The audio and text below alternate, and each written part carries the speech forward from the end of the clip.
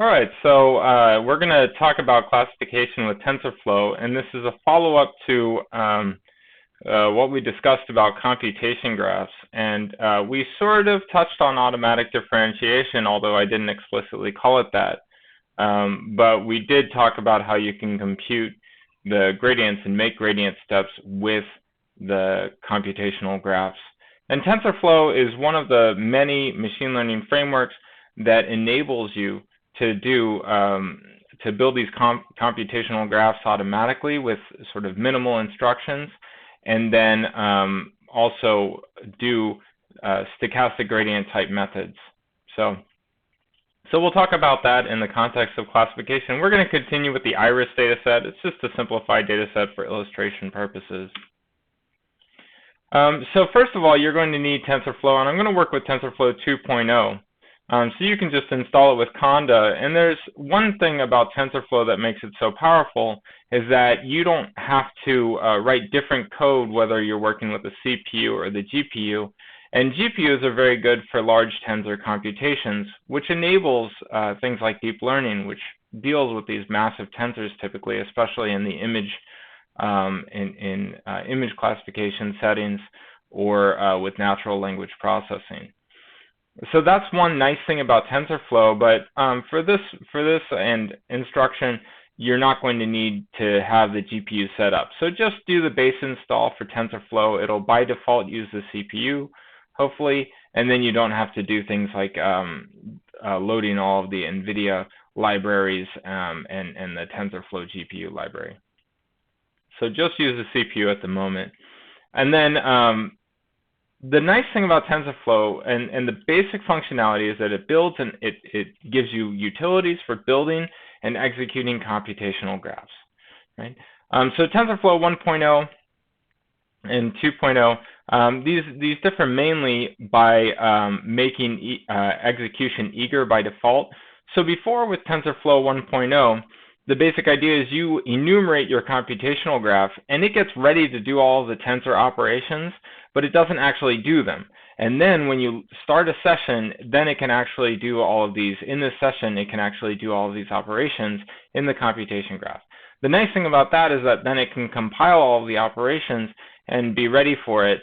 But one issue with that, it was very hard to debug TensorFlow code because you didn't have access to a REPL type environment like with the Python shell or IPython, where you have access to these interactive environments that make debugging simple, and you sort of can unit test on the fly as opposed to writing perfect, hopefully writing perfect code. And if you're anything like me, you write very buggy code unless you have access to this interpreter, or you do a very good job of debugging and having someone else probably look over your shoulder while you're programming. So that makes TensorFlow 2.0 much easier to use, and I'm a big fan of TensorFlow 2.0 for that reason. So once you import it, you can see that it's going to execute eagerly. And by executing eagerly, we just mean that you can run the computation graph outside of a session in in order like a sequential programming language allows you to. Okay, so we're going to load our data. So TensorFlow has many built-in utilities for getting data. It has a lot of utilities that are not sort of essential to the core functionality of TensorFlow, which is one thing that I don't love about TensorFlow, is that it's sort of written sort of outside of the Python universe in some sense. It's built off of NumPy, but it has tons of utilities that really we have access to with pandas and with other things, so it doesn't always integrate that well with other Python packages that we use all the time as data scientists. Now that doesn't mean that the developers are unaware of these packages, and there are some things that TensorFlow utilities are very good at doing, like working with distributed data and things like that. But for our purposes, I tend to prefer to just load up data using pandas. If it's too big to load up into memory, then I load it up in chunks, and then I'll just convert it to TensorFlow tensors when I need it. Okay, so For example, if you don't already have the IRIS dataset, you can get the training and test dataset using Tensorflow's the get file utility. So this is just something that you can use. This script just downloads the CSV. Now that I have a CSV, I'm just going to read it like I always do with pandas, and then I'm going to convert it, the NumPy arrays, which contain all of the data, into tensors, into a data set. So the Dataset API is very nice because it gives you a way to produce iterable data sets in a very succinct way. And you know, if you're familiar with Python programming, you know that Python is built around this idea of iteration. The Datasets API is also sort of fundamentally built around this. The basic idea is that you can say iterate through data that's in secondary storage just by loading it up in chunks. Now, if you have it all together, then you can do all sorts of all in main memory. Then you can do things like shuffling your data very easily and so on. And we'll actually make use of that. So this thing is going to load all of our data up. You know, when we read CSV, it loaded all the data up into main memory, and then this is going to convert it into a TensorFlow dataset. But there's a lot of other ways to create TensorFlow datasets.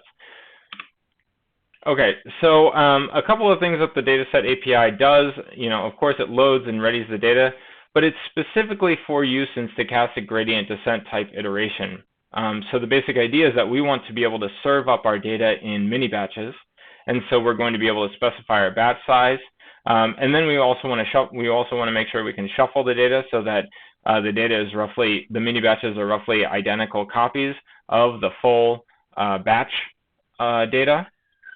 And that's very important because, for example, with the IRIS data, it's sorted in a way that presents each of the species, the IRIS species, in sequence. And so if you, for example, don't shuffle it, then you're going to get all of the versicolor at the beginning, and then all of the next IRIS species second and third, and that's going to screw up the whole basic premise of mini batches and stochastic gradient descent.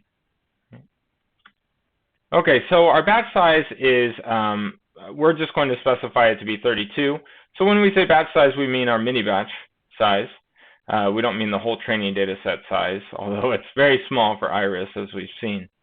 So I'm going to shuffle it. This parameter here, or this argument here, is just like it's called a buffer size. It just says how much do we load up before we shuffle it, but we can load up all of the data, and all of the data is smaller than this 1000 buffer size.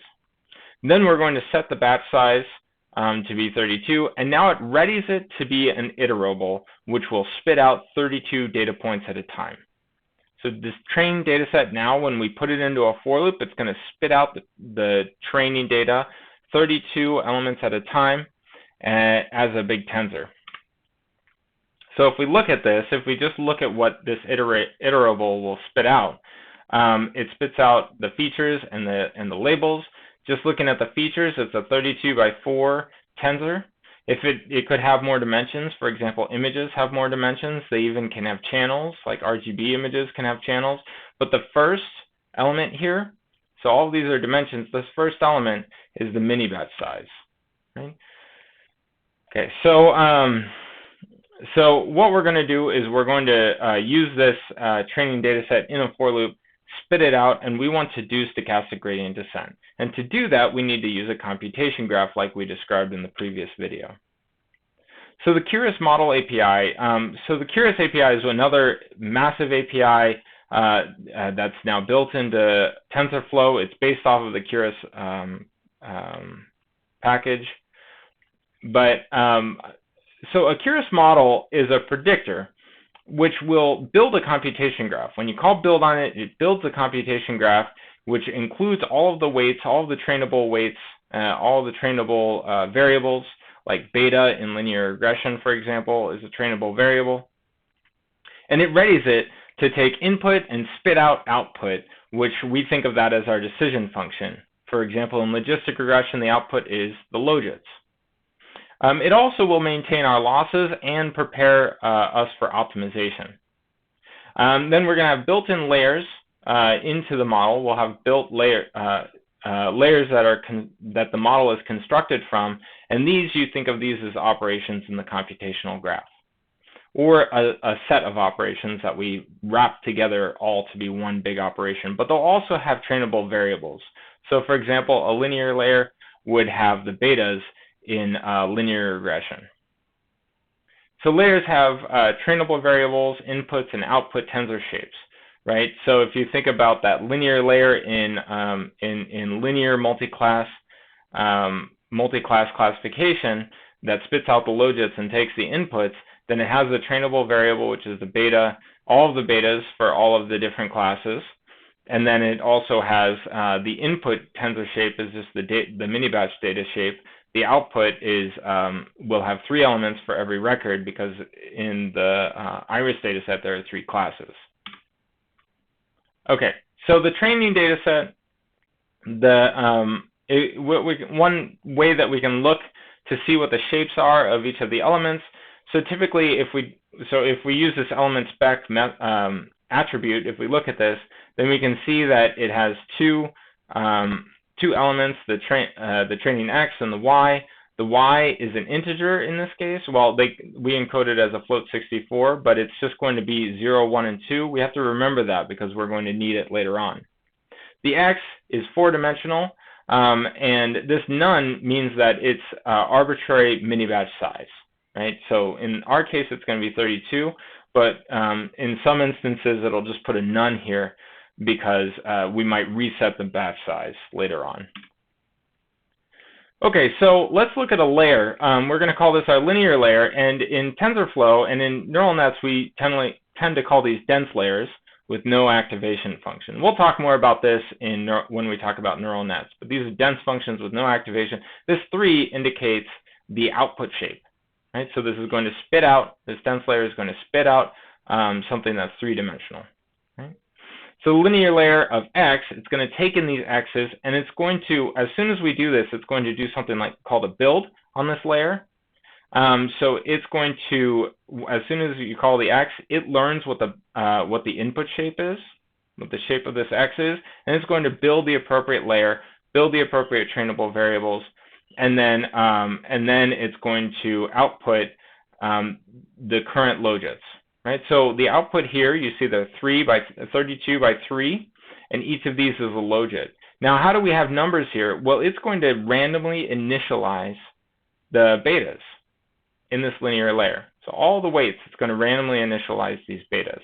So each of these is coming from a random initialization of the betas. Okay.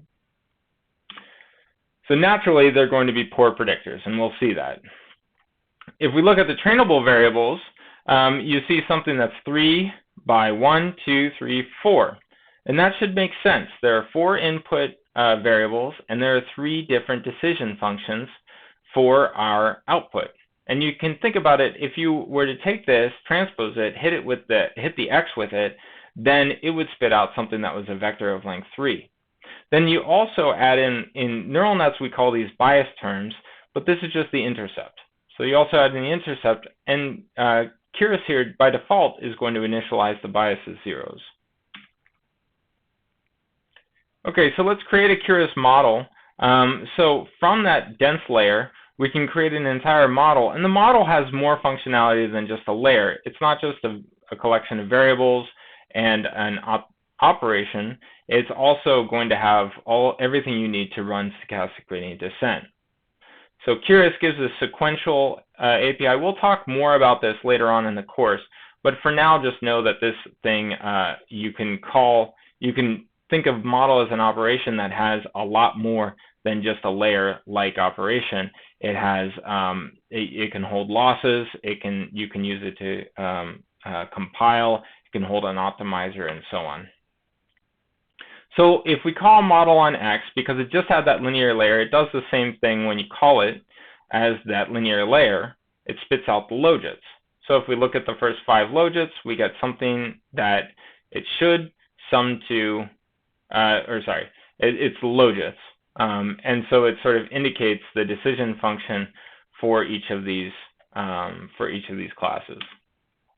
Then if we apply the softmax, like we said with multi-class classification, if we apply the softmax to this logits, we get our predicted probabilities of being in each class. In this case, this predicted probability is very close to 1 in this third class, for all of these actually.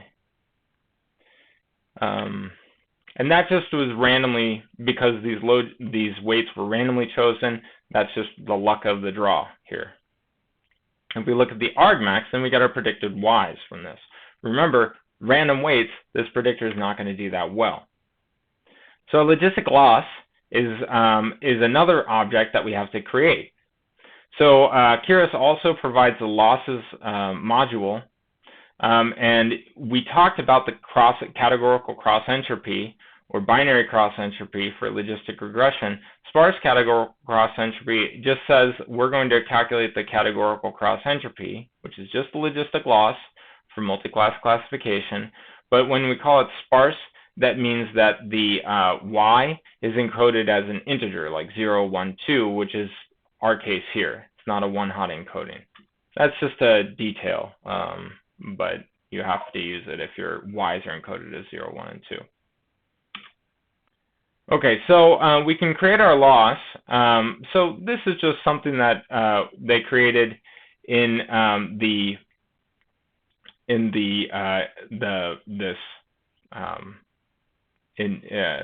people who wrote the thing that I'm basing this off of created. And I forgot to mention at the beginning. So this is based off of a TensorFlow tutorial that was not written by me.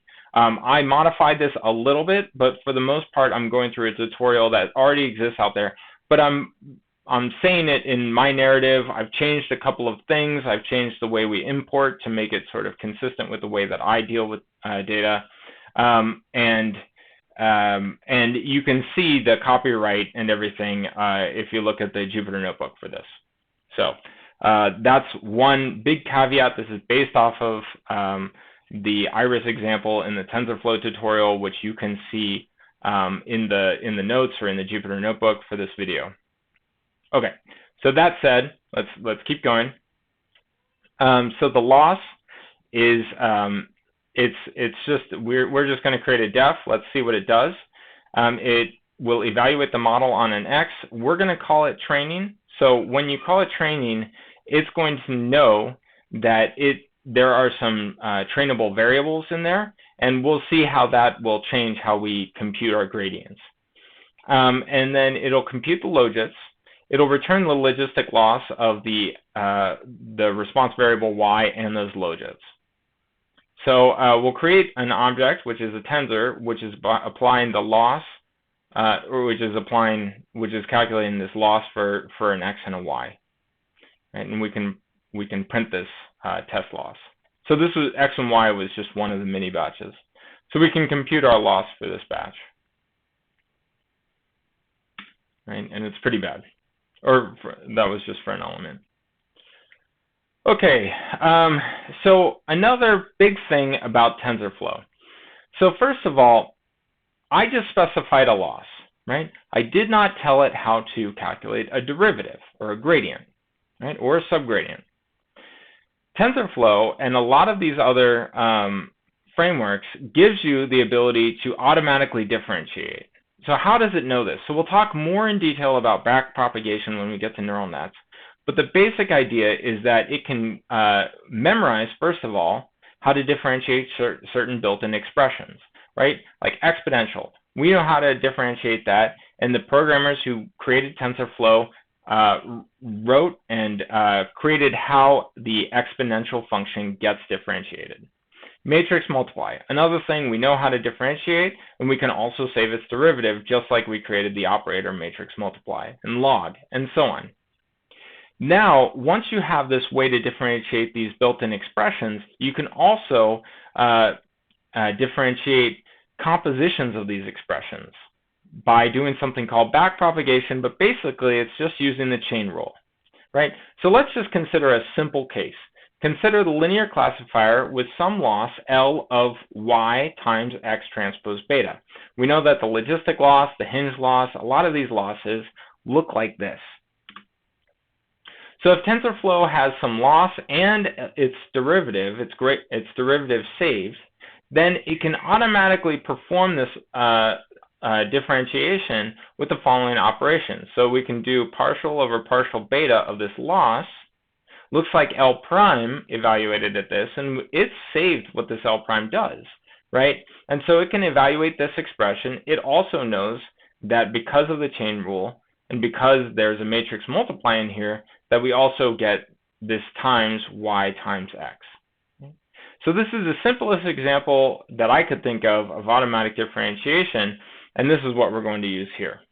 So we saved a loss, this sparse, categorical cross entropy. It's just the logistic loss in multi-class classification. Okay, so the gradient tape is a little bit obscure, but the basic idea is unless you are careful, your TensorFlow does not really know what variables you would like to take gradients with respect to. So the gradient tape gives you a way of tracking what variables and what things are going to be taken derivatives with respect to, and what things we're going to take derivatives of. So for example, our loss. We're going to take a derivative of our loss with respect to the training variables. And when we specify that training is true, then it's going to know that it's going to want to take derivatives with respect to the training variables in model here. So, so it's going to be able to, once we look at this tape, if we look at the gradient of the loss value with respect to the model.training variables, it's going to actually be able to calculate this because of the automatic differentiation in TensorFlow. So another thing that we have to do is specify our optimizer. So in our case, it's really just going to be how the learning schedule works. So the basic idea is if I give you a current beta and I give you its gradient, then we need an optimizer to tell us how those two things are combined to give a new update. The basic SGD is just that beta minus some eta, which in this case is 0.01, times the gradient. And that's going to be our update, and that's why we use that's SGD here. But there's more sophisticated optimizers that we'll talk about later. But just think of this optimizer as giving us something which is the apply gradients method, which tells us how we update beta using a gradient. Okay, so a lot of this is going to get into a bit into the weeds of how to, say, evaluate classifiers, and we're going to skip over that a little bit. But here we see that our optimizer, we can use the apply gradients method. And this optimizer knew that we were using the model. Oops, sorry. The optimizer, we can apply our gradients, and we can look at what the different iterations of the optimizer are going to do. So we have our gradients, we have our model training variables. We're going to zip them up, and then it's going to apply these gradients to the training variables, and then we're just going to apply this a couple of times and see what's happening to the loss. So in the first one, we have our initial loss, which is at 5.27, but then in our next step, our loss will decrease by a little bit when we apply this. So this is a basic training iteration, an update rules all together for training.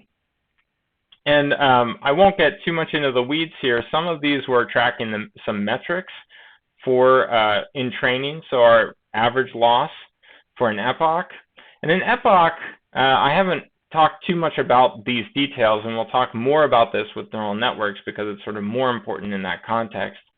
But an epoch, just to remind you, is one pass of the training data. So in stochastic gradient descent, if we're using it with static data in the not online setting, then the idea is that we're just going to feed in the data one mini batch at a time until we run out of our data, and then we're going to start over with the data again, presumably shuffling the data in between. Each of those rounds, each of those iterations is called an epoch. Okay? So we're going to go through the data set for some number of epochs. In this case, it's 200.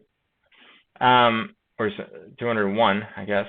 And then we're going to be tracking the average loss and the accuracy, which is just a categorical accuracy here. And now we're going to go through the training data set each time. This is going to spit out mini batch after mini batch. We're going to compute the gradients. We're going to apply the gradients to the trainable variables, and then we're going to track its progress using the average loss here, and then we're going to compute losses. So the vast majority of this is just computing our losses. This optimizer is applying the gradients to the trainable variables. Okay, so we can look at these metrics. It's a bit hard to see here, but we have that our training loss is going down, our training accuracy is going up. So far, so good. But does that mean our test set is doing well on our test set? So we load up our test set in the same way that we did before. You can go back and just verify that this is the same loading mechanism that we had before. Then we can go through our test data set and sorry. Okay, there was one typo just from debugging that was a holdout, but oops, let's refresh this. Okay, and there we go. So there was one just holdout that was from I was using the training set. The answer doesn't change when we look at what we're supposed to look at, which is the test data set. So in the test data set, the basic idea is we're going to just go through every mini batch and then just look at the test set accuracy, which is 93.3%. So we're doing about as well on the test set as we are on the training set. These data sets are tiny, by the way. And so if we look at this, we can, for example, just look at the actual and predictions, and for the most part, they coincide 93.3% of the time. Okay, so that was using TensorFlow. As an exercise, I didn't write it formally, but as an exercise, I would encourage you to maybe try a different loss and dig into this code a little bit. If you're confused about what something's doing, look at the documentation. The TensorFlow documentation is pretty good.